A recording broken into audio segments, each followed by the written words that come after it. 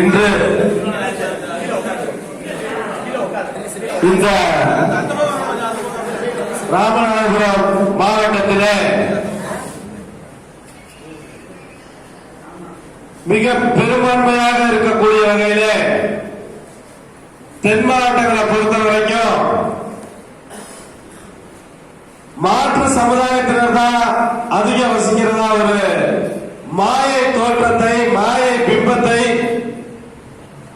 அனைத்து அரசியல்வாதிகளும் அரசியல் தலைவர்களும் உருவாக்கி வச்சிருக்காங்க.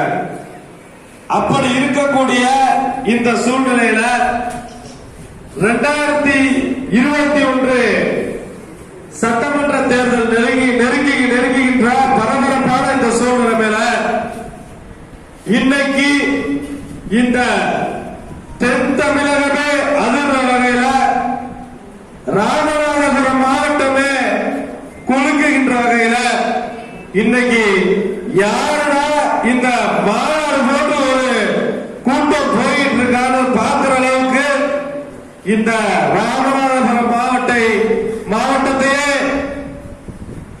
மாவட்டத்தில் உள்ள அனைத்து சமுதாய மக்களையுமே திரும்பி பார்க்கின்ற வகையிலே இந்த சிறப்பு மிகு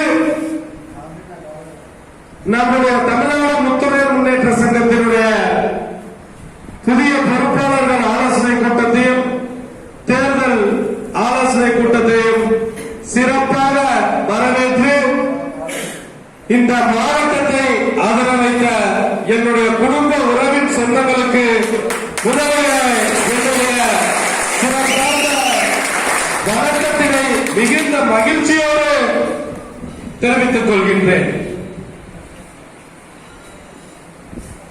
இந்த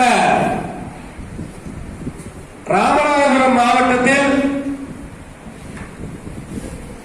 இந்த அளவிற்கு பெரும்பான்மையாக இந்த முத்திரையர் சமுதாய மக்கள் வாழ்கின்றனரா என்று இன்னைக்கு எல்லாமே காவல்துறையாகட்டும் இந்த மாவட்டத்தினுடைய நிர்வாகமாகட்டும் இந்த மாவட்டத்தில் வாழக்கூடிய மாற்று சமுதாயமாகட்டும் இந்த பகுதிக்கு வந்திருக்கக்கூடிய சுற்றுலா பயணிகளாகட்டும் இன்னைக்கு நம்முடைய எழுச்சி மிகு ஒற்றுமையை பார்த்து இந்த விஷயம் இந்த மாவட்டத்துக்கு மட்டும் தெரிஞ்சிருக்காரு. உளவுத்துறை மூலமாக தமிழக அரசு இன்னும் சொல்லப்போன மத்திய அரசு வரைக்கும் இந்த மக்கள் வாழ்கின்றோம் இந்த பகுதியில் என்கின்ற நிலை இன்று சென்றிருக்கும். அண்ணா ஒருத்தர் பேசும்போது சொன்னாரு, எழுச்சி அடைஞ்சிட்டோம், ஒற்றுமை ஆயிட்டோம், இந்த கூட்டம் நடத்துறதுதான் அந்த எழுச்சியினுடைய அடையாளம் சொன்னாரு. உண்மைதான், நிச்சயமாக மறுக்கப்படாத உண்மை. இந்த மாவட்டத்தில் இவ்வளவு பேர் ஒன்று கூடி பொறுப்பாளர்கள் மட்டும்தான் இங்க ஒன்று கூடி இருக்கோம். பொறுப்பாளர்கள் ஒன்று கூடி இவ்வளவு பெரிய ஒரு அரசியல் கட்சிகளை விட பிரம்மாண்டமான முறையில் இந்த முத்திரையர்களுடைய எதிர்கால அரசியல் நிலை குறித்து இன்று ஆலோசிப்பதற்காக இன்று நாம் அனைவரும் இங்க ஒன்று கூடியிருக்கோம். இதுதான் மிகப்பெரிய வெற்றி தான். இந்த வெற்றி பாதையை நோக்கிதான் தமிழ்நாடு முத்திரையர் முன்னேற்ற சங்கத்தினுடைய மாநில தலைவர் ஐயா ஆர்வி அவர்களுடைய ஆணைக்கிழங்க தமிழக முழுவதும் மிகப்பெரிய ஒற்றுமை மிகு குடும்ப உறவினர்களை சந்திக்கக்கூடிய குடும்ப விழாவாகவும் இருக்க வேண்டும். அதே வேளையிலே இந்த குடும்ப உறுப்பினர்கள் வாழ்வாதாரத்திலே உயர்வதற்கும் அரசியலிலே எழுச்சி பெற்று உரிமைகளை மீட்டெடுப்பதற்கும் தேர்தல் ஆலோசனை கூட்டமாகவே இருக்க வேண்டும் என்கின்ற வகையிலே தமிழகம் முழுவதிலும் இன்று தொடர் கூட்டங்களை அனைத்து மாவட்டங்களிலும் கிட்டத்தட்ட 18 மாவட்டத்திலே இந்த முத்திரையர் சமுதாயம் பெரும்பான்மையாக வசித்து வருகின்றோம். அதை உறுதிப்படுத்துகின்ற வகையிலே இந்த சமுதாய மக்கள் நம்முடைய மாநில தலைவர் ஐயா ஆர்மி அவர்களுடைய ஆலோசனைகளை பெற்று அவர்கள் எந்த திசையை நோக்கி கை காட்டுகிறாரோ அந்த திசையில் குடும்ப உறுப்பினர்களாக ஒன்றுபட்டு செல்வோம் என்பதை உறுதிப்படுத்தும் வகையிலே இந்த நிகழ்ச்சி இங்கு நாம் நடத்தி கொண்டிருக்கின்றோம். இன்று இருக்கக்கூடிய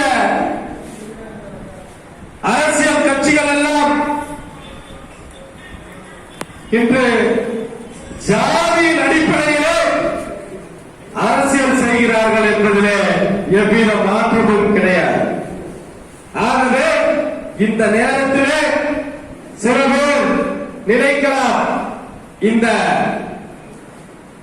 முத்துரையர் சமுதாயத்தினுடைய கூட்டத்தை பார்த்து மாற்று சமுதாயத்தினரோ காவல்துறையினரோ மாவட்ட நிர்வாகமோ நினைக்கலாம், என்ன நினைக்கலாம், இந்த 2020 இவங்க ஜாதி சங்கத்தை கையில் எடுத்துக் கொண்டு செல்கிறார்கள் என்று நான் பெருமையோடு கூறிக்கொள்கின்றேன்.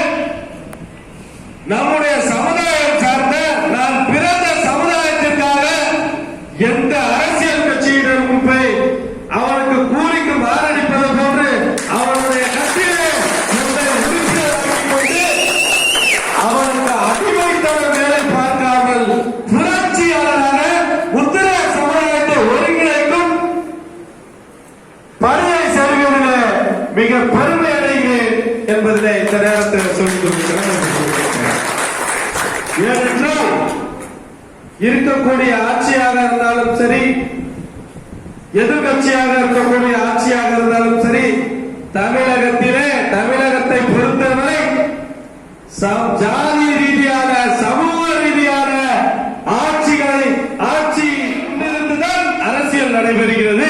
இது தமிழகத்தில் மட்டுமல்ல, மத்திய வரைக்கும் ஜாதி வாரியாக அவர்களுடைய வாக்குகளை பெற்றுதான் ஆட்சி அமைக்கக்கூடிய சூழ்நிலை இருக்கின்றது. அப்பேற்பட்ட சூழ்நிலையிலே கிட்டத்தட்ட 1 கோடி வாக்காளர்களுக்கு மேலாக இருக்கக்கூடிய இந்த முத்திரை சமுதாயத்தை மட்டும் அனைத்து அரசியல் கட்சிகளும் இருட்டடிப்பு செய்து நசுக்கப்பட்ட, ஒடுக்கப்பட்ட, கல்வியிலே பின்னுக்கு தள்ளப்பட்ட, பொருளாதாரத்திலே பின்னுக்கு தள்ளப்பட்ட, அரசியலிலே அங்கீகரிக்காத ஒரு சூழ்நிலையாக வஞ்சிக்கப்பட்ட நிலையிலே இன்று முத்திரையர்கள் இருக்கிறார்கள். அப்படிப்பட்ட சூழ்நிலை காரணமாக தான் இன்று ஒட்டுமொத்த 29 பகுதிகளில் பட்டப்பெயர்களில் வாழக்கூடிய அனைத்து முத்திரையர்களும் இன்று அரசியலிலே பொருளாதாரத்திலே களம் காண்பதற்காக இன்று களத்திலே இறங்கி தன்னுடைய உரிமைக்காக போராடக்கூடிய அவல நிலைக்கு நாம் தள்ளப்பட்டிருக்கின்றோம். அப்படிதான் சொல்ல வேண்டும்.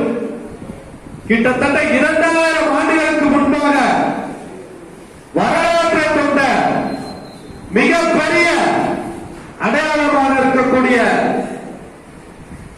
நம்முடைய பேரரசர் பெரும்பாட்டன் சுவரன் மாறனார் பெருமிடுகு முத்துரையரின் வம்சாவளி வந்த இந்த இனம் இன்று காக்கப்படாமல் நசுக்கப்பட்ட, ஒடுக்கப்பட்ட மக்களாக இன்று தமிழகத்திலே அடக்குமுறைக்கு அடக்கி வைக்கக்கூடிய அளவிலே இன்று இந்த இனத்தை அடக்க பார்க்கிறார்கள். இந்த அடக்குமுறை என்பது எவராலும் முடியாத ஒன்று என்பதை இந்த நேரத்தில் தெரிவித்துக் கொள்கின்றேன். 29 பட்டப்பெயர்களில் வாழக்கூடிய முத்திரையர்கள் அனைவரும் ஒருங்கிணைந்து விட்டார்கள் என்பது காலத்தின் கட்டாயம். அந்த காலத்தின் கட்டாயம் இன்று ஒட்டுமொத்த முத்திரையர்களையும் விழிப்படைய செய்திருக்கின்றது. உதாரணமாக சொல்ல வேண்டுமானால், இன்று இந்த தமிழ் மண்ணை ஆட்சி செய்த இந்த முத்திரையர் குடும்பங்களுக்கு எந்த ஒரு எதிர்பார்ப்பும் இல்லாத, எந்த ஒரு தவறான சிந்தனையும் இல்லாத ஒரு நல்ல குணத்தின் காரணமாக தான் இவர்கள் எந்த ஒரு ஆட்சி அதிகாரத்தையும் மற்றவர்கள் போல சூழ்ச்சியான ஒரு நிலைப்பாடையோ, மற்றவரை நம்பி வந்தவனை நாடகமாடியோ பேச தெரியாத அப்பத்தொழுக்க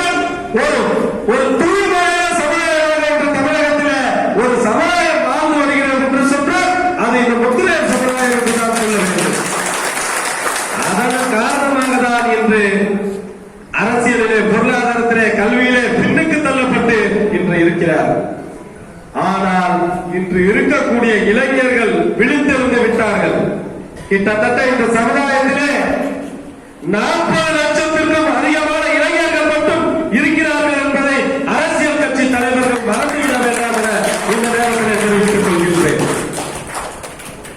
இன்று என்ன ஒரு அவல நிலை! இந்த சமுதாய மக்கள் தொன்று தொட்டு 2 தொழில்களை அவர்களுடைய கடமைகளாக செய்து வருகிறார்கள். என்ன தொழில்? ஒன்று, அனைவருக்கும் உணவு வழங்கக்கூடிய விவசாயத்தை, மற்றொன்று தன்னுடைய உயிரையும் பணைய வைத்து கடலிலே சென்று தன்னுடைய குடும்ப வாழ்வாதாரத்திற்காக செய்யக்கூடிய அவர்களுக்கு தெரிந்த தொழிலான மீன்பிடிப்பு தொழில் மீனவர்களாக இன்று இருக்கிறார்கள். இப்படி 2 தொழிலும் மிகப்பெரிய பொருளாதாரத்தை ஈட்டக்கூடிய தொழில் அல்ல. ஆனால் மன நிம்மதியுடன் மற்றவர்களை வாழ வைத்து அவர்களை நிம்மதியோடு பொருளாதாரத்தை ஈட்டுவதற்கு உணர்வு வழங்கக்கூடிய இந்த தொழிலை செய்து கொண்டு கொண்டிருக்கக்கூடிய என்னுடைய சமுதாய மக்களுக்கு இந்த தொழிலில் கூட இடர்பாடுகள். இன்று தமிழகத்திலே தூத்துக்குடி முதல் இருக்கக்கூடிய மீனவ பகுதிகளை எடுத்துக்கொண்டோம் என்று சொன்னால், இன்று திருவாரூரிலே, ராமேஸ்வரத்திலே, கடலூரிலே, பாண்டிச்சேரியிலே, சென்னையிலே இருக்கக்கூடிய மீனவ சமுதாயங்கள் யார் என்று நீங்கள் பார்த்தால் அது முத்திரை சமுதாயமாக இருக்கின்றார்கள். அப்படிப்பட்ட இந்த முத்திரை சமுதாயத்தின் வாழ்வாதாரத்தை பாதிக்கின்ற வகையிலே இந்த கூட்டத்தினுடைய முக்கிய பிரச்சனையாக இதை பேச கடமைப்பட்டிருக்கின்றேன். ஏனென்றால் இந்த ராமநாதபுரம் மாவட்டத்திலே கிட்டத்தட்ட இந்த ராமநாதபுரம் தொகுதியை எடுத்துக்கொண்டோம் என்றால் ஒரு 60,000க்கும் மேற்பட்ட வாக்குகளை உடைய இந்த பெரும்பான்மையான சமுதாயம். இந்த சமுதாயத்திற்கு இந்த மாவட்டத்தில் இருக்கக்கூடிய அரசியல் கட்சிகளிலே ஒரு சட்டமன்ற உறுப்பினர் ஆவதற்கு வாய்ப்பு வழங்குகிறார்களா என்று பார்த்தால் இதுவரை வழங்காத ஒரு அவல நிலையை அரசியலில் நசுங்கி ஒழுங்கப்பட்ட நிலையை அனைத்து அரசியல் கட்சிகளும் அதனுடைய தலைவர்களும் செய்து வருகிறார்கள். இந்த கூட்டத்தின் மூலம் சொல்லிக்கொள்ள கடமைப்பட்டிருக்கின்றேன். இந்த ராமநாதபுரம் மாவட்டத்திலே அனைத்து தொகுதிகளிலும் எங்களுடைய மக்கள் வாழ்ந்து வருகிறார்கள். அதே வேளையிலே இந்த ராமநாதபுரம் மாவட்ட தொகுதியிலே முழுமையாக யார் சட்டமன்ற உறுப்பினர் வர வேண்டும் என்பதை தீர்மானிக்கக்கூடிய மிகப்பெரிய சக்தியாக இருக்கக்கூடியவர்கள் மறந்துவிட்டார்கள். இப்ப இருக்கக்கூடிய இளைஞர்கள் தன்னெழுச்சி பெற்று விட்டார்கள். தன்னுடைய உரிமைக்காக போராட விழித்தெழுந்து விட்டார்கள். எந்த இடத்திலும் தன்னுடைய தன்மானத்தையும் உரிமையையும் விட்டுக் கொடுக்க அவர்கள் தயாராக இல்லை என்பதை இந்த நேரத்தில் தெரிவித்துக் கொள்கின்றேன். அப்படிப்பட்ட இந்த மாவட்டத்திலே ராமேஸ்வரம் பகுதியை எடுத்துக்கொண்டோம் என்றால் மீனவ கிராமங்களில் முழுமையாக இருக்கக்கூடிய நபர்கள் யார் என்று பார்த்தால் இன்று என்னுடைய குடும்ப உறுப்பினர்களாக இருக்கக்கூடிய என்னுடைய மாமன் மச்சான்களும் சித்தப்பா பெரியப்பாக்களும் என்னுடைய அண்ணன் தம்பிகளும் என்னுடைய சகோதரர்களும் தான் நிறைந்திருக்கிறார்கள். அவர்களுடைய வாழ்வாதாரத்திலே கை வைக்கிற மாதிரி இந்த மாவட்டத்தினுடைய மீன்வளத்துறை தலையிடுவதாக சொன்னாங்க. அது மிகப்பெரிய கண்டனத்துக்கு உண்டான ஒரு விஷயம். முத்திரைகள் பலம் நீங்கள் தெரியாமல் செயல்படுகிறீர்கள் என்றுதான் நான் நினைக்கிறேன். நான் சொன்ன 32 மீனவ கிராமத்தில் மட்டுமே கிட்டத்தட்ட 60,000 வாக்காளர்களுக்கு மேலாக இருக்கிறார்கள். நான் முதலிலே சொன்னேன், இந்த ராமநாதபுரம் தொகுதியிலே 60,000 வாக்காளர்கள் என்று சொன்னேன். தவறுதலாக சொல்லிவிட்டேன் என்று நினைக்கிறேன். ஏனென்றால் அந்த 32 கிராமத்திலே கிட்டத்தட்ட 60,000க்கும் மேற்பட்ட வாக்காளர்கள் இருக்கிறார்கள். கிட்டத்தட்ட 50,000 மீனவர்களுக்கு மேலாக இந்த பகுதியில் இருக்கிறார்கள். அதில் குறிப்பாக இந்த பகுதியிலே காலம் காலமாக தன்னுடைய வாழ்வாதாரமாக இருக்கக்கூடிய அந்த மீனை பார்த்த பிறகு அந்த மீனை எப்படி பிடிக்க வேண்டும் என்ற மதிநுட்பத்துடன் இவர்களால் மட்டும்தான் பிடிக்க முடியும் என்கின்ற நிலையிலே மீன்கள் இனப்பெருக்கத்திற்கு இருக்கக்கூடிய வாழ்வாதாரத்திற்கு பாதிப்பு வராத வகையிலே அந்த மீன் இருக்கக்கூடிய பகுதிகளை துல்லியமாக கணக்கிட்டு அந்த மீனை சுற்றி வளைத்து பிடிக்கக்கூடிய சுருக்கு வலையை பயன்படுத்தக்கூடிய சிறந்த மீனவர்களாக இருக்கக்கூடிய இந்த என்னுடைய சமுதாய சொந்தங்கள் பிடிக்கக்கூடிய மீன் சுருக்கு வலையிலே மீன் பிடிக்கக்கூடிய தொழிலை யார் தூண்டுதலுடைய காரணத்தினால் இந்த வேலை செய்கிறார்கள் என்பது எங்களுக்கு நன்றாகவே தெரியும். இந்த சுருக்கு வலை மீன்பிடிப்பு என்பது இந்த மாவட்டத்திலே இன்னைக்கு நேற்று மட்டும் நடைபெறக்கூடியதில்லை. எங்களுடைய முப்பாட்டம் காலத்திலிருந்து கிட்டத்தட்ட 1000 ஆண்டுகளாக இந்த பகுதி உருவாக்கப்பட்ட காலத்திலிருந்து இந்த சுருக்கு வலை மீன்பிடிப்பு என்பது நடைபெற்றுக் கொண்டிருக்கின்றது.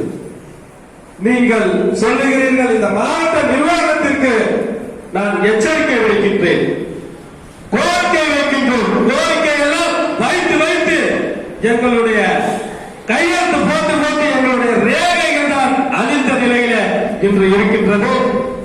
இந்த மாவட்ட நிர்வாகம் அதற்கு செவி கொடுத்ததாக தெரியவில்லை. இந்த மாவட்ட நிர்வாகம் தமிழகத்தோட முதல்வர் காரணத்துக்கு இந்த பிரச்சனையை எடுத்து சென்றதா என்று தெரியவில்லை. இந்த மாவட்ட நிர்வாகம் மீன்வளத்துறையினுடைய தலைமை பிரின்சிபல் செக்ரட்டரிக்கு இந்த பிரச்சனையை எடுத்து சென்றதா என்பது தெரியவில்லை. ஆனால் எங்களுடைய சமுதாய மக்களுடைய வாழ்வாதாரத்தை காப்பாற்ற வேண்டிய பொறுப்பு தமிழக அரசுக்கும் மாவட்ட நிர்வாகத்திற்கும் இருக்கிறது என்பதை மறந்துவிடாதீர்கள். மக்களுக்காக அரசாங்கம் நடத்துவதற்காக மக்களுக்கு யாரும் தயாரா இல்லை. அதெல்லாம் மன்னராட்சி முடிஞ்சு போச்சு.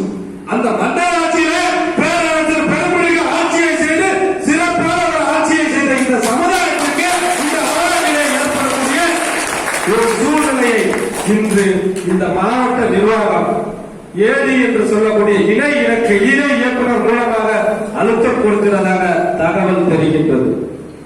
ஒரு எச்சரிக்கையை இந்த நேரத்திலே இந்த மாவட்ட நிர்வாகத்துக்கு தெரிவித்துக் கொள்ள கடமைப்பட்டிருக்கின்றேன். ஏனென்றால் இந்த சமுதாயத்தினுடைய இளைஞரணி தலைவராக சமுதாய பணியாற்றுகிறேன் என்பதிலே நாங்கள் இணைத்தால் இந்த நிமிடமே மாவட்ட ஆட்சித்தலைவருடைய இல்லத்தை முற்றுகளை முடியும். மாவட்ட ஆட்சித்தலைவருக்கு நேரம் காலம் வாங்க வேண்டும் என்ற அவசியம் கிடையாது. மக்கள் பணி செய்வதற்காக தான் மத்திய அரசு தேர்வுகளை எழுதி இன்று இந்த மாவட்டத்தினுடைய ஆட்சித்தலைவர் மாவட்ட ஆட்சித்தலைவராக இருக்கின்றார். நாங்கள் நினைத்தால் இந்த நிமிடமே இந்த இரவு 9 மணிக்கு கூட இந்த அனைத்து மக்களையும் அழைத்துக் கொண்டு மாவட்ட ஆட்சித்தலைவருடைய இல்லத்தை முற்றுகையிட முடியும். நிச்சயமாக சொல்கின்றோம். இங்கு வந்திருக்கக்கூடிய என்னுடைய பொறுப்பாளர்கள் எல்லாம் அரசியல் கட்சிகளில் கொடுக்கும் கூறுகளை வாங்கிக் கொண்டு கோட்டருக்கும் பிரியாணிக்கும் பணம் செலவழித்து கூடிய கூட்டம் அல்ல என்பதை புரிந்து கொள்ள வேண்டும். இங்க இருக்கக்கூடிய என்னுடைய குடும்ப உறவினர்கள் எல்லாம் ரத்த சொந்தத்தின் அடிப்படையிலே பணி செய்வதற்காக இந்த இடத்தில் அமர்ந்திருக்கிறார்கள். ஆகவே இது முதல் எச்சரிக்கையாக முதல் கோரிக்கையாக நான் இந்த மாவட்ட நிர்வாகத்திற்கு வைக்கின்றேன். அந்த மாவட்ட இணை இயக்குனர் சொல்லுகிறாரா, சுருக்குமணி வலையை நீங்கள் பயன்படுத்தாதீர்கள், புகார்கள் உங்கள் மீது வருகிறது என்று. இன்று தமிழகத்திற்கு அருகில் உள்ள ஆந்திர பிரதேசம், கேரளா, கர்நாடகா போன்ற மாநிலங்களிலே சுருக்கு வலை பயன்படுத்தப்படுகிறது. அந்த சுருக்கு வலை பயன்படுத்துவதற்கு 60% நாணயம் கொடுத்து அந்த அரசாங்கம் ஊக்குவித்து வருகிறது. அப்படி இருக்கின்ற சூழ்நிலையிலே இந்த தமிழகத்திலே மீன்வள ஜெயக்குமார் அவர்கள் இருக்கக்கூடிய சென்னை மாகாணத்திலே அங்க இருக்கக்கூடிய மீனவர்களும் பாண்டிச்சேரியிலே இருக்கக்கூடிய மீனவர்களும் அந்த சென்னை மாகாணத்திலே சுருக்குமணிகளை பயன்படுத்தப்படுகிறது. அதே போல பாண்டிச்சேரியிலே இருக்கக்கூடிய முதலமைச்சர் அவர்கள் சுருக்குமணிக்காக அனுமதி அளித்து மானியம் கொடுக்கிறார்கள். பக்கத்தில் இருக்கக்கூடிய கடலூரிலே சுருக்குமணி பயன்படுத்தப்படுகிறது, திருவாரூர் மாவட்டத்திலே பயன்படுத்தப்படுகிறது. ஆனால் எதற்காக இந்த ராமநாதபுரம் மாவட்டத்தில் இருக்கக்கூடிய ராமேஸ்வரம் மீனவர்களை நீங்கள் வஞ்சிக்க நினைக்கிறீர்கள் என்பது எங்களுக்கு புரியதாக இருக்கிறது. இந்த மாவட்ட நிர்வாகமும் மாவட்ட மீன்வளத்துறையினுடைய இணை இயக்குனரும் யாருடைய அந்த மாவட்டத்தினுடைய மீன்வளத்துறை இணை இயக்குனர்கள் சொல்லுகிறாராம், நீங்கள் வேண்டுமானால் சுருக்குமணி வலையை பயன்படுத்தாமல் இரட்டை மணி வலையை பயன்படுத்துங்கள் என்று சொல்கிறார். இரட்டை மணி வலை என்பது கடல் வளத்தை பாதிக்கக்கூடிய வகையிலே இந்தியா முழுவதும் அல்ல உலகளவிலே தடை செய்யப்பட்ட ஒன்று. அப்படிப்பட்ட இரட்டை மணி வலை பயன்படுத்துவதற்கு இந்த மாநிலத்திலே நீங்கள் அனுமதி வழங்குகிறீர்கள். ஆனால் சுருக்குமணி வலை பயன்படுத்துவதற்கு அனுமதி மறுக்கிறீர்கள் என்றால் இதில் என்ன எவ்வளவு உள் விவகாரங்கள் அடங்கியிருக்கிறது என்பது தெல்ல தெளிவாக தெரிகின்றது. ஆகவே என்னுடைய மீனவ குடும்பங்களை பொறுத்தவரை அவர்களுடைய வாழ்வாதாரம் மிகப்பெரிய கோரிகளை அவர்கள் கையில் வைத்துக் கொண்டு இந்த உயிரை பணைய வைத்து கடலிலே சென்று இந்த மீன்பிடி தொழிலை செய்து வருகிறது. இந்த இரட்டை மணி பயன்படுத்தக்கூடிய போட்டுகள் எல்லாம் அந்த ஒரு கோடிக்கு மேல் இருக்கக்கூடிய மிக வேகமாக செல்லக்கூடிய அதிநவீன இழுவை இன்ஜின்களை கொண்ட போட்டுகளை வைத்து இரட்டை மணி மீனவர்களை இந்த மாவட்டத்திலே பிடித்துக் கொண்டிருக்கிறார்கள். அதை தடை செய்வதற்கு மாவட்ட நிர்வாகத்திற்கும் மீன்வளத்துறை இணை இயக்குனர் அவர்களுக்கும் அருகதை இல்லாத நிலையில் என்னுடைய சமுதாய மக்கள் யாருக்கும் எந்த பதிலும் எந்த ஒரு இடையூறும் இல்லாமல் தொன்று தொட்டு பிடிக்கக்கூடிய இந்த சுருக்குவலை பிரச்சனையிலே அவர்களுக்கு அனுமதி வழங்க அரசு பரிந்துரை செய்துவிட்டது. நீங்கள் அவர்களுக்கு அனுமதி அளிக்க வேண்டும். இது சம்பந்தமாக நான் தமிழக முதல்வரிடத்திலே பேசியிருக்கின்றோம். அதற்கு உண்டான முறையான அழுத்தத்தையும் கொடுத்திருக்கின்றோம். இல்ல நாங்க இதே வேலையை தான் தொடர்ந்து செய்வோம் அப்படின்னு நீங்க சொன்னீங்க அப்படின்னா முதல் கட்டமாக மாவட்ட மீன்வளத்துறை அலுவலகமும் மாவட்ட ஆட்சித்தலைவருடைய அலுவலகமும் என்னுடைய முதல் கட்டமாக என்னுடைய பொறுப்பாளர்கள் சுமார் 1000 நபர்களுடன் முற்றுகை போராட்டம் நடத்த வேண்டிய சூழ்நிலையை என்னுடைய கவலையை முதலமைச்சரின் கவலையின் தீர்மானமாக கொண்டு வரக்கூடிய சூழ்நிலை உருவாகிவிடும் என்பதில் இந்த நேரத்தில் தெரிவித்துக் கொள்கின்றேன். வருகின்ற 2021 சட்டமன்ற தேர்தல் வருகிறது. அனைத்து அரசியல் கட்சியினுடைய தலைவர்களுக்கும் நீங்கள் மறந்துவிடாதீர்கள்.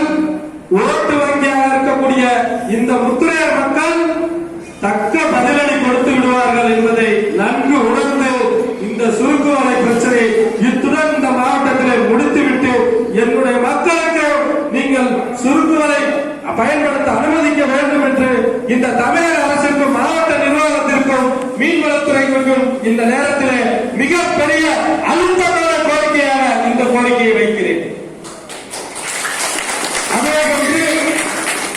என்னுடைய சகோதரி ஒருத்தர் வந்து சொன்னாங்க மேலையில, நம்ம வீட்டு பெண்ணு நம்மள ஒருத்தர் நம்ம குடும்பம் இங்க எல்லாரும் ஒண்ணு சேர்ந்திருக்கோம்னா அமைப்புங்கிறது ரெண்டாவது.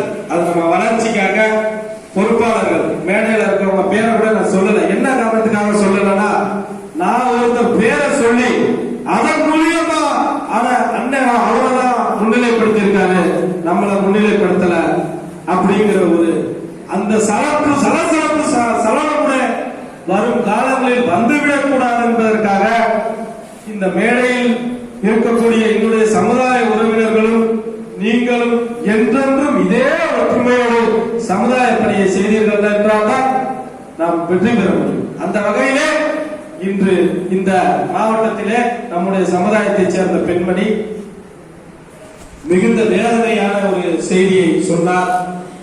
செல்வம் அவர்களுடைய மனைவி, என்னுடைய கணவர் இது மாதிரி வெளிநாட்டில் வேலை சென்ற இடத்திலே நடக்கக்கூடாத ஒரு நிகழ்விலே அவரை பறிகொடுத்து விட்டு இன்று நிராயுதபாணியாக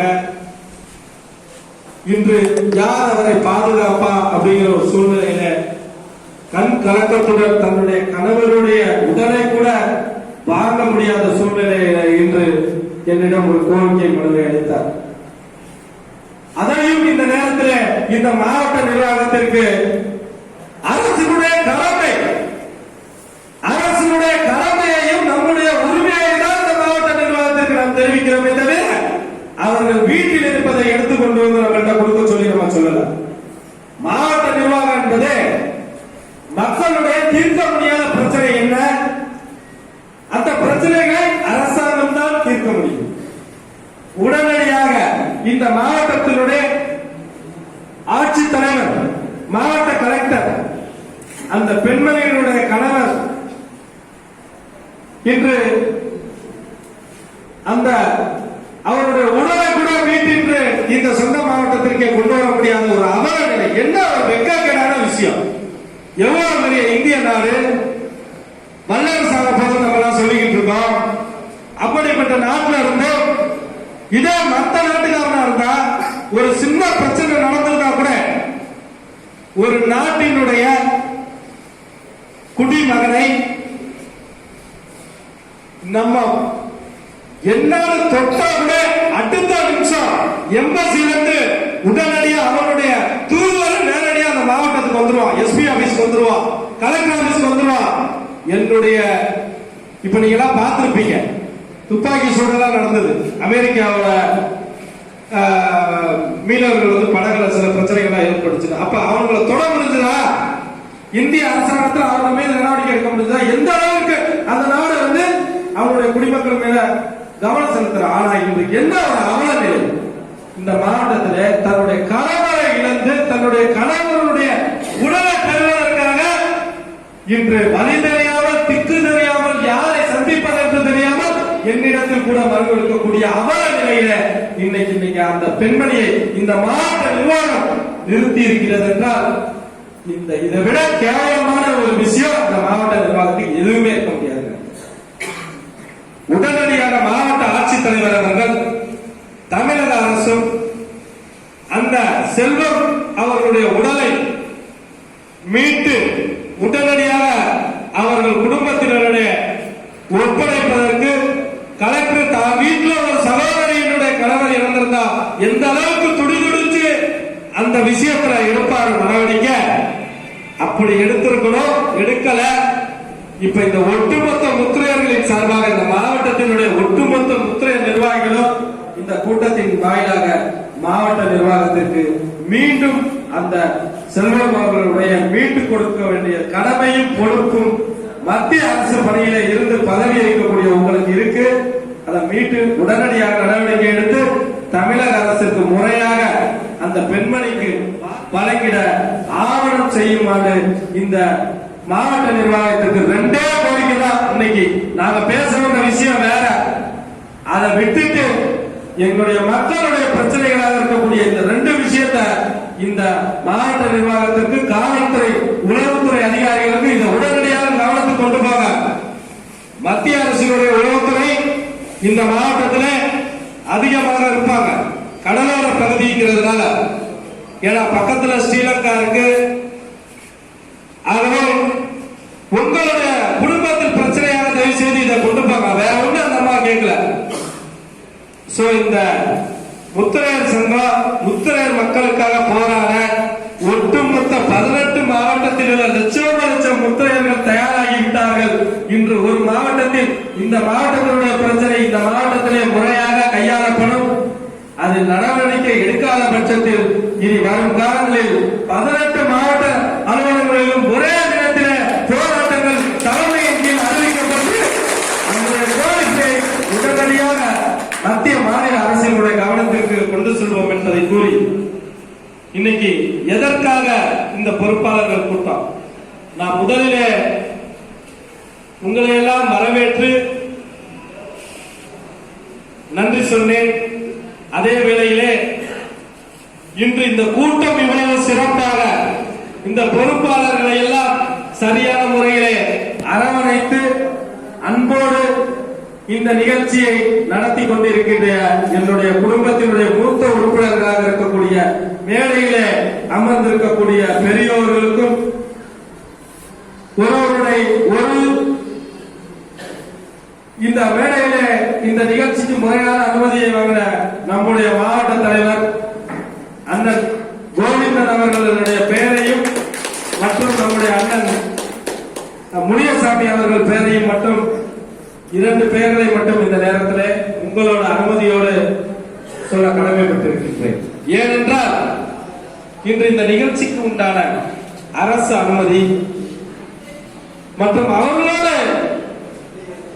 அனைத்து உறவு சொந்தங்களும் இந்த பணியிலே முழுமையாக ஈடுபட்டு இந்த நிகழ்ச்சியை சிறப்பாக செய்திருக்கிறீர்கள்.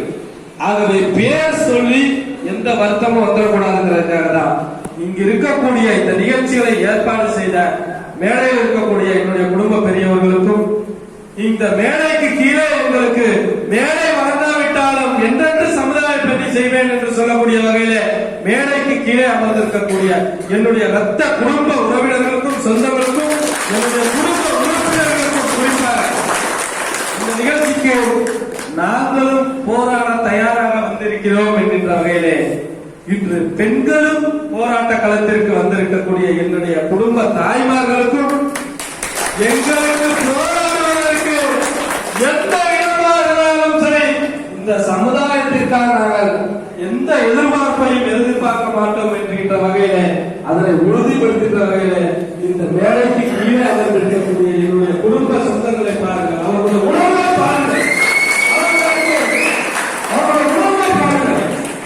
எந்த ஒரு மனசுல எந்த கல்ல கவனமும் இல்லை.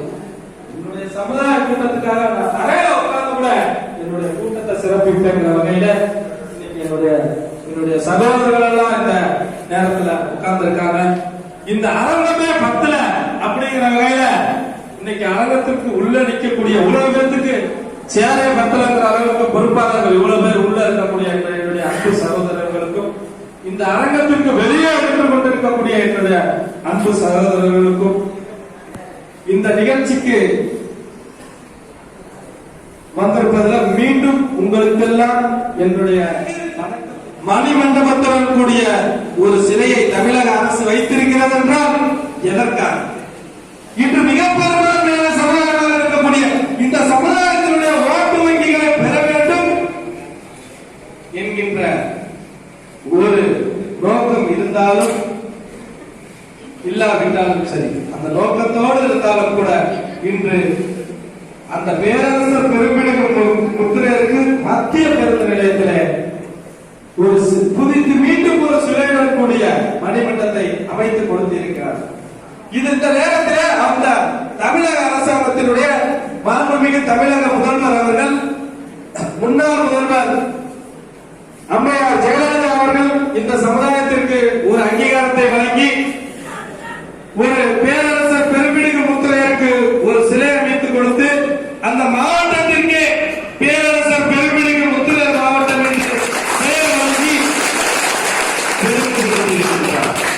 அந்த வழியிலே வந்த அந்த அமைப்பு இன்று அதே கழகம் அதே கட்சி இன்று மீண்டும் ஒரு பேரரசர் பெரும்பிடுகு முத்திரையருடைய வரலாற்றுகளை தெரிந்து கொள்ளும் வகையிலே ஒரு மணிமண்டபத்துடன் கூடிய ஒரு மிக அற்புதமான ஒரு இடத்திலே, அந்த இடம் இன்னைக்கு சொன்னா ரொம்ப அற்புதமான இடம்.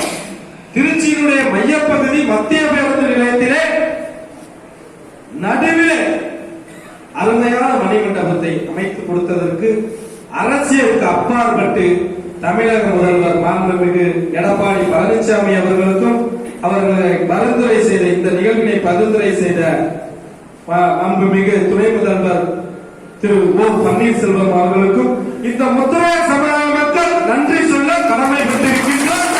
என்றும் நன்றி இந்த சமுதாயம் அரசியலுக்கு அப்பாற்பட்டு இந்த மணிமண்டபமும் மீண்டும் சிலை அமைத்து கொடுத்ததற்கு எங்களுடைய மனப்பூர்வமான நன்றியை இந்த கூட்டத்தின் வாயிலாக தெரிவித்துக் கொள்கிறேன்.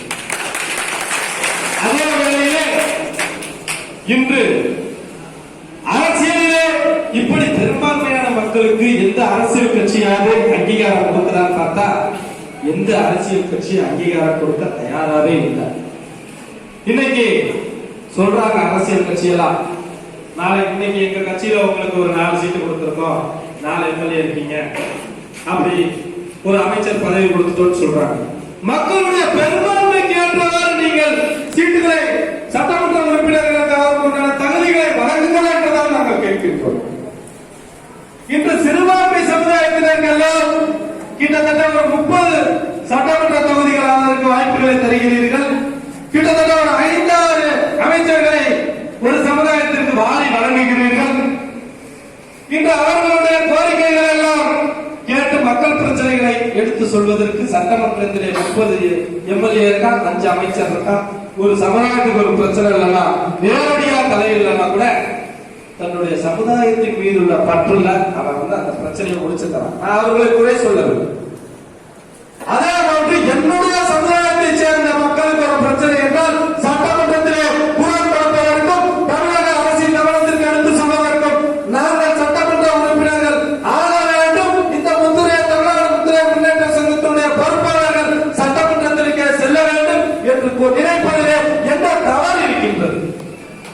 நிச்சயமாக சொல்கின்றேன், இன்று முத்திரை சமுதாய மக்கள் அரசியலிலே விழிப்புணர்வு அடைந்து அவர்கள் தன்னுடைய உரிமைகளை மீட்டெடுப்பதற்காக மக்களாக தான் நாங்கள் காலம் காலமாக இருக்க வேண்டிய சூழல்.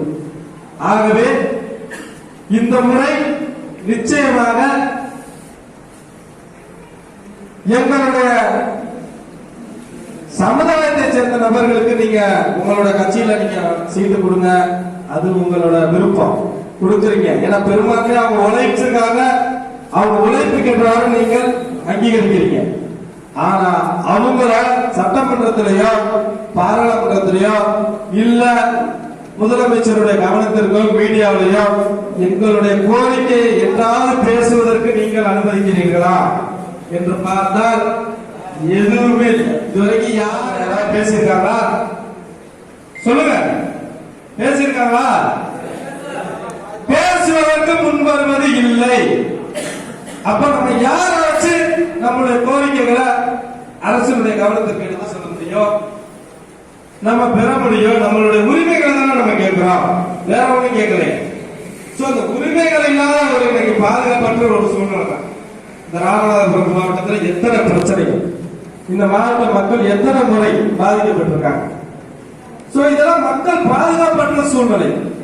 நாங்க தமிழ்நாடு முத்திரை முன்னேற்ற சங்கம் என்பது என்னுடைய சமுதாய, என்னுடைய குடும்ப மக்களின் வளர்ச்சிக்காகவும் அவருடைய வாழ்வாதாரத்தை முன்னிறுத்துவதற்காக மட்டும்தான் இந்த தமிழ்நாடு முத்திரை முன்னேற்ற சங்கம் என்கின்ற அமைப்பை நிறுவினாக செயல்படுத்துகிறோமே தவிர மாற்று சமுதாய நபர்களை கொச்சைப்படுத்தவோ, அவர்கள் மனதை புண்படுத்தவோ, அவர்களை நசுக்கி ஒடுக்கவோ நாங்கள் அதற்காக முத்திரை மக்கள் இன்று இங்கு ஒன்று கூறவில்லை என்பதை இந்த அனைத்து சமுதாய மக்களும் வாழ்கின்ற இந்த மாவட்டத்திலே இந்த நேரத்தில் தெரிவித்துக் கொள்கிறேன். ஏனென்றால் சமுதாய பிரச்சனைகளை ஏற்படுத்துவதற்காக நாங்கள் சங்கம் அமைக்கவில்லை.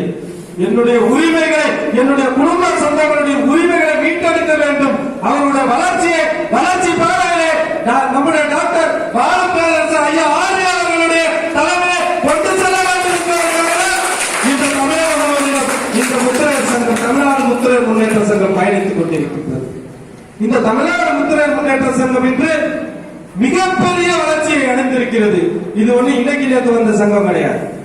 ஐயா ஆர்வி அவர்கள் பதவியேற்று 17 ஆண்டு காலம் இந்த பதவியிலே சமுதாய பணியாற்றி வந்து கொண்டிருக்கின்றார். பதவி ஏற்காமல் கிட்டத்தட்ட 30 ஆண்டு காலமாக இந்த சமுதாயத்துக்கு பணியாற்றி கொண்டு வருகின்றார். ஆகவே இன்னைக்கு ஓய்வு பெற வேண்டிய வயதிலும் இந்த சமுதாயத்திற்காக இன்னைக்கும் ஐயாவை நீங்க வந்து ஆபீஸ்ல பார்க்கலாம். இன்னைக்கு ஐயாவுக்கு கிட்டத்தட்ட வயது 70 கடந்து விட்டது, 75 நெருங்கி விட்டது.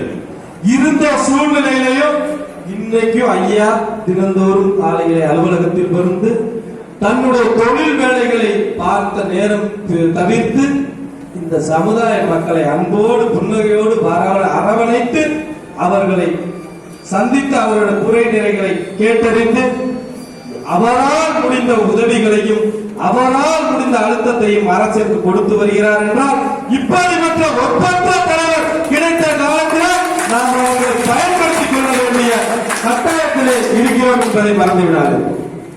ஏனென்றால் இன்று முத்திரையர்களுடைய மனதிலே ஒவ்வொரு மனதிலே இருக்கக்கூடிய ஒரு மூத்த பெரும் எந்த எதிர்பார்ப்பு இல்லாத அனைத்து சங்கங்கள் இன்று தமிழகத்திலே எத்தனையோ சங்கங்கள் என்று சொல்லிக் கொண்டு செயல்பட்டுக் கொண்டிருந்தாலும் இன்று அனைத்து சமுதாயம் சங்கங்களும் ஏற்றுக்கொண்ட ஒரு உன்னதமான தலைவர் நம்முடைய மாநில தலைவர் ஐயா ஆர்வி அவர்கள் என்பதை சொல்லியிருக்கிறார். இந்த நம்ம சமுதாய மக்கள் தான் நம்முடைய தலைவரை ஏற்றுக்கொண்டாரான்னு பார்த்தா இல்ல, அனைத்து சமுதாய மக்களும் ஏற்றுக்கொண்ட ஒரு ஒப்பற்ற தலைவர் நம்முடைய சமுதாய தலைவர் என்பதை இந்த நேரத்தில் சொல்லிக் கொள்கிறார்கள்.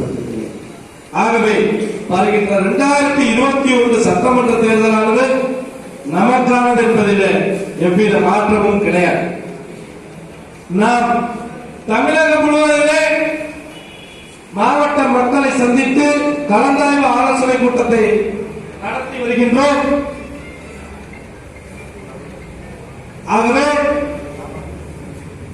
இந்த நிகழ்வானது 2021 சட்டமன்ற தேர்தலை எதிர்நோக்கி இந்த ஆலோசனை கூட்டம் நம்முடைய முத்திரையர் சங்கத்தை சேர்ந்த நம்ம தமிழ்நாடு முத்திரையர் முன்னேற்ற சங்கத்தின் தலைமையின் கீழ் இந்த மாவட்டத்திலே இருக்கக்கூடிய இல்ல தமிழ்நாடு முத்திரையர் முன்னேற்ற சங்கம்ங்கிறது கூட ஒற்றுங்க, இதுல ஈகோ பிரச்சனை கிளம்பிடும். ஒட்டுமொத்த முத்திரையர் சங்கமே வச்சுக்கோம். இந்த மாவட்டத்தினுடைய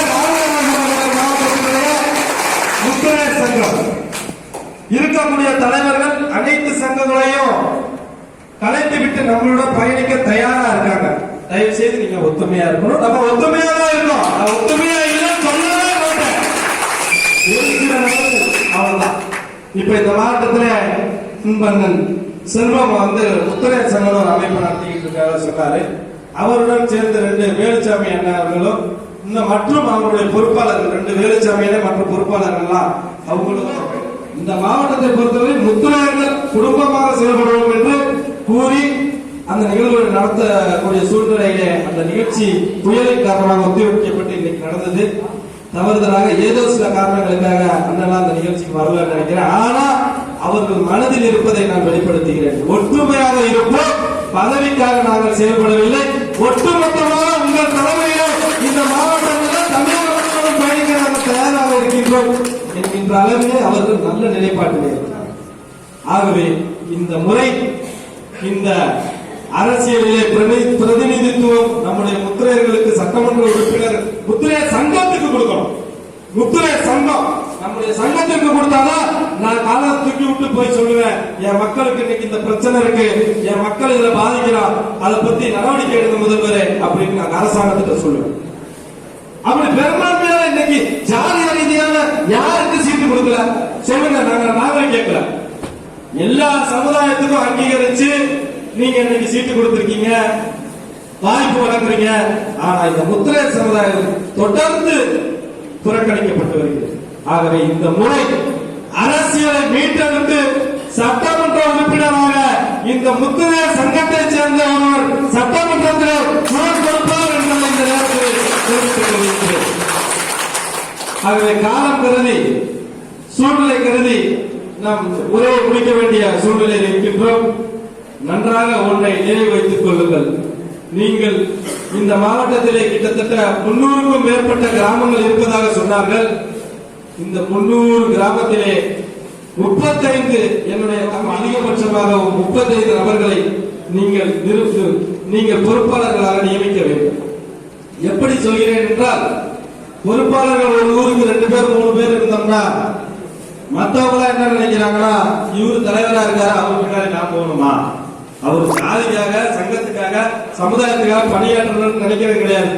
இவர் தலைவரா இருக்காரு, இவர் பொருளாதாரம் இருக்காரு, இவரு பின்னாடி நம்ப போடுமான்னு. சோ இதை மாத்தணும். வாங்க எல்லாரும் சமுதாய பணிக்கு வாங்க. சோ மூத்தவர்களை கொண்ட ஒரு குழு அமைப்பீங்க. ஃபர்ஸ்ட் ஒரு கேட்டகரி, ஒரு தலைவர், 2 துணைத் தலைவர், ஒரு செயலாளர், 2 துணை செயலாளர், ஒரு பொருளாளர், 7 பேர் ஊரினுடைய மூத்தவர்கள். நம்முடைய மூத்தவர்கள் சமுதாயத்துக்காக பாடுபட்டவர்கள் அந்த 7 பேர்ல போடுங்க. அடுத்தது இளைஞர் அணியை சேர்ந்த நபர்கள் 7 பேரை போடுங்க. அதுக்கு அடுத்தது இளைஞர்கள் இன்னைக்கு பொறுப்புக்கு துடிச்சுக்கிட்டு இருக்கா மாணவர் அணியை சேர்ந்த ஒரு 7 பேரை போடுங்க. அதுக்கு அடுத்தது இன்னைக்கு உலகம் பூரா வலைதளங்களிலே நம்முடைய சமுதாயத்தை பரப்பு கொண்டு இருக்கிற வகையில் இருக்கக்கூடிய இளைஞர்கள், மாணவர்கள் 7 பேரை தகவல் தொழில்நுட்ப பணிக்காக போடுங்க. சோ மீனவர்களை போடுங்க, விவசாயிகளை போடுங்க. இப்படி போட்டீங்கன்னா 35 பேர். சோ ஒரு 100 கிளைக்கு 3500 ரூபாய் போட்டோம்னா 200 கிளைக்கு 7000 பேர் ஆச்சு. இந்த 7000 பேர் தான் இந்த மாவட்டத்தினுடைய முத்துரையர்களுடைய நிலையை தீர்மானிக்க போகிறது. இந்த பணியை துரிதமா நீங்க செய்யணும். நீங்க இன்னொரு காலங்கள்ல ரொம்ப ரொம்ப ஃபாஸ்டா இந்த பணியை நீங்க செய்யணும்னு சொல்லி இங்க வந்திருக்கக்கூடிய என்னுடைய அன்பு சொந்தங்கள் எல்லாம் வேற ஊர்ல இருந்து வந்திருக்குது. காலம் கருதி நீங்கள் எல்லாம் திரும்பி வீட்டுக்கு போவீங்க. 1 மணி நேரம் 1.5 மணி நேரம் ஆகிற காலம் கருதி இந்த நிகழ்ச்சியை இத்துடன் என்னுடைய உரையை முடித்துக் கொண்டு என்றென்றும் நம்முடைய வாழும் பேரரசர் ஐயா ஆர்வி வழியிலே அண்ணன் தளபதி ஆர்வி ராமபிரபு, என்னுடைய தம்பி ஆர்வி பாலகிருஷ்ணன், என்னுடைய தம்பி வேலுமுருகன் மற்றும் நானும் சமுதாய பணிக்காக உங்களுக்காக என்றென்றும் சமுதாய பணி செய்வோம் என்று கூறி நன்றியோடு மீண்டும் உங்களை சந்திப்பேன் என்று கூறி நன்றியோடு விடைபெறுகிறேன். நன்றி, வணக்கம்.